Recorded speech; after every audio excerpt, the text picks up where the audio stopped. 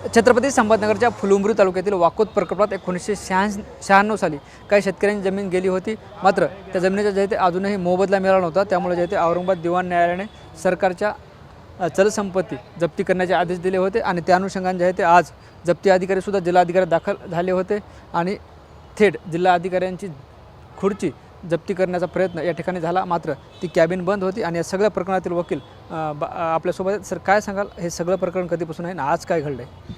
हे प्रकरण मुळात 1996ला सुरू झालं.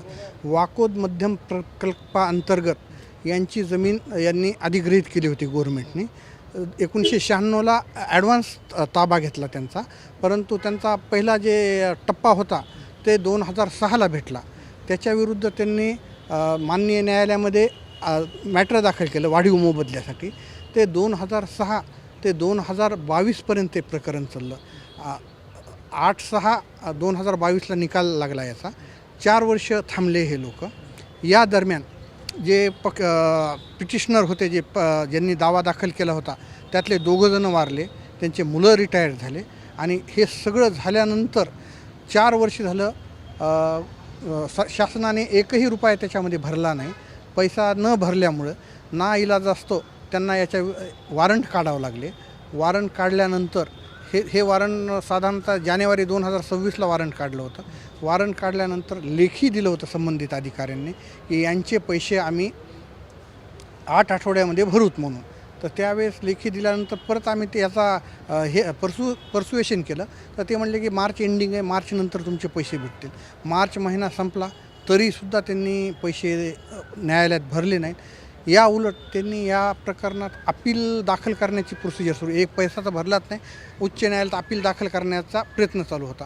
ही सर्व गोष्ट माननीय न्यायालयाच्या निदर्शनास आणून दिली की पैसे भरत नाही आहेत, लेखी देऊनसुद्धा काही कार्यवाही होत नाही. माननीय न्यायालयाने परत खुर्ची जप्त करण्याचा आदेश पारित केला. संपत्ती एक प्रतिकात्मक असते कलेक्टरची खुर्ची जप्त करणं. जप्त करण्याचा आदेश पारित केला. आदेश पारित केल्यानंतर आम्ही इथे साधारणतः 2 वाजता आलो. तर इथे मीटिंग चालू होती.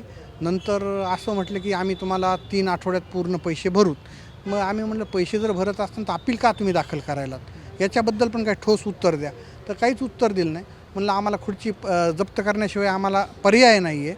मग खुर्ची जप्त करायला गेलो असता साहेबांच्या कॅबिनला लॉक केलेलं होतं. साहेबांच्या कॅबिनला लॉक आहे म्हणले, तुम्ही जाऊ शकत नाहीत. मग खुर्चीसुद्धा जप्त करू शकत नाही. आता खुर्ची जप्त करता येत नसल्यामुळे जे संबंधित न्यायालयीन कर्मचारी बेलीफ होते त्यांनी त्याचा रीतसर पंचनामा केला आणि खुर्ची जप्त माननीय न्यायालयाच्या आदेशाचं पालन करता येत नाही कॅबिन बंद असल्यामुळं. रीतसर पंचनामा केला आणि ते निघून गेले. पण न्यायालयाच्या आदेशाचं उल्लंघन कोणी केलं? आता मी कुणावर वैयक्तिक हे करत चिखलफेक करायची नाही. मला वैयक्तिक कुणाविरुद्ध आरोपसुद्धा करायचे नाहीत.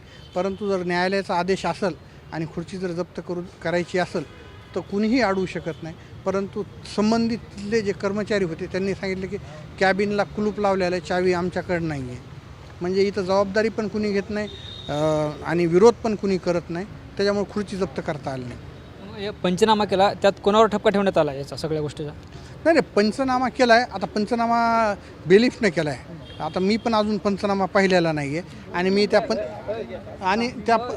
पंचनाम्यामध्ये मी पण सही केलेली नाही आहे, पंचांनी सही केलेली आहे. त्याच्यामुळे पंचनामा बघितल्याशिवाय मी पण काही सांगू शकत नाही. वकील म्हणून या प्रकरणातली पुढची काय भूमिका असणार आहे? आता जिल्हाधिकारीसुद्धा कार्यालयात आलेत. हो, आता पुढची माझं असं राहील की एक तर अवमान याचिका आम्ही दाखल करणार आहे याच्या विरुद्ध आणि न्यायालयाला परत एकदा जप्ती वॉरंट काढण्याची विनंती करणार आहे. ही माझी पुढची भूमिका राहणार. ज्यांची जमीन गेली ते वारसदारसुद्धा आपल्या शेतात आणि या सगळ्या प्रकरणात काम पाहणारे हे वकील होते, ज्यांनी ही सगळा आजचा दिनक्रम सांगितला. आपल्यासोबत जे आहेत ते या ठिकाणी हे शेतकरी आहेत ज्यांची जमीन या प्रकरणात गेली होती. काका, अनेक दिवसापासून तुम्ही संघर्ष करताय, पैसे मिळत नाहीत तुम्हाला? नाही, पैशाकरता आमची भांगड चालू आहे, बाकी काही नाही. जमीन कधी गेली होती? हां, जमीन केव्हा गेली? काय म्हणता येईल तुम्ही साहेबांना काय सांगितलं? एवढं अडाणी आम्हाला एवढं माहीत नाही साहेब. हां, हे पाहिजे. मला सांगा, नाही नाही नाही जेव्हा तुमच्याकडे शेती होती तेव्हा तुम्ही शेती करायची, आता काय करताय तुम्ही? आता रोज मंजुरी, कोणाचं पाणी भरा, कोणाचं वांगर आणा, आता एक नागर सोडून आता बंद करून इथं आलेलो आहे. अशी बैल बांधलेली उपाशी. आता ते जाऊन ती बैल ती घरी नेणे त्याची. बस याच्याशी काही नाही. रोज म्हणजे कशामुळे करता? हां पाहिजे खाया का तर मग काय खायचं. शेती शेतीत ते आता शेतीचं पाणी आहे 2-2 पुरुष. त्या पाण्यामध्ये तरुण माल काढायचा का? हां शेती नाही बाजू आम्हाला. बाजू मला 1 गुंठा नाही. 1 गुंठा नाही. हो काय नाही. निश्चित बघतोय हे शेतकरी होते. 1996 साली एका प्रकल्पात यांची जमीन भूसंपादन करण्यात आली आणि त्यांना जे आहे ते सुरुवातीला फक्त 80,000 मोबदला मिळाला होता. त्यानंतर पुन्हा जे ते वाढीव मोबदल्यासाठी न्यायालयात धाव घेतली होती. न्यायालयाने सुद्धा 2,65,00,000 रुपयाचा मोबदला सुद्धा द्या म्हणून आदेशित केले. मात्र अजूनही मोबदला न मिळाल्याने यांना जे आहे ते आता मजुरी करावी लागते. आणि आज जे आहे ते न्यायालयाचे जप्ती अधिकारी आले होते. मात्र जिल्हा अधिकाऱ्याचं कॅबिन बंद असल्यामुळे त्यांना खुर्ची जप्त करता आली नाही. आणि आताच वकिलांनी सांगितल्याप्रमाणे आम्ही पुन्हा न्यायालयीन लढा देणार आहोत. Camera person Amit Adesar, Dnyaneshwar Londhe, TV9 Marathi, Chhatrapati Sambhajinagar.